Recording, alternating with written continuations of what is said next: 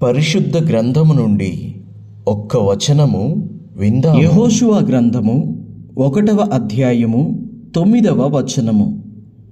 నేను నీకు ఆజ్ఞ ఇచ్చియున్నాను గదా, నిబ్బరము గలిగి ధైర్యముగా నుండుము, దిగులు పడకుము, జడియకుము. నీవు నడుచు మార్గమంతటిలో నీ దేవుడైన యెహోవా నీకు తోడై ఉండును. దేవునికి స్తోత్రం.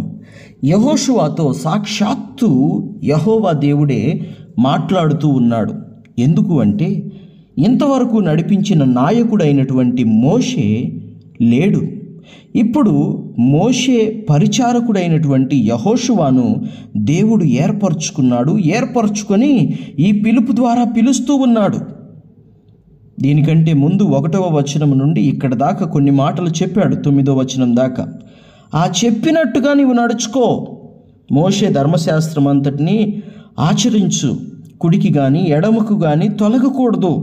నిబ్బరము కలిగి ధైర్యముగా ఉండు, దిగులు పడకుము, జడియకుము. అప్పుడు నేను నీకు తోడై ఉంటాను అని దేవుడు యెహోషువను బలపరుస్తున్నాడు, ధైర్యపరుస్తున్నాడు. ఎందుకంటే ఇంకా ఇశ్రాయేలు ప్రజలు కానాను దేశానికి వెళ్ళలేదు.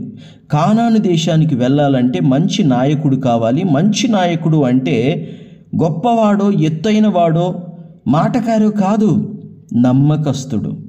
ఇప్పుడు ఈ యెహోషువ మోషే దగ్గర ఎంతో నమ్మకమైన పరిచారకునిగా ఉన్నాడు.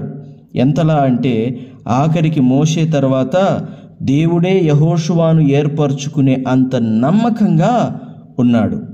నమ్మకస్తులకు యెహోవా దీవెనలు మెండుగా కలుగుతాయి. యెహోవా కనుదృష్టి లోకమంతా సంచరిస్తోంది. ఎందుకో తెలుసా? నమ్మకస్తులను ఆశీర్వదించాలని. నీవు ఆయన ద్వారా దీవించబడి ఆశీర్వదించబడాలంటే నమ్మకంగా జీవించు.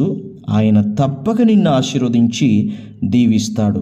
అలాగున జరుగునుగాక. ఆమేన్.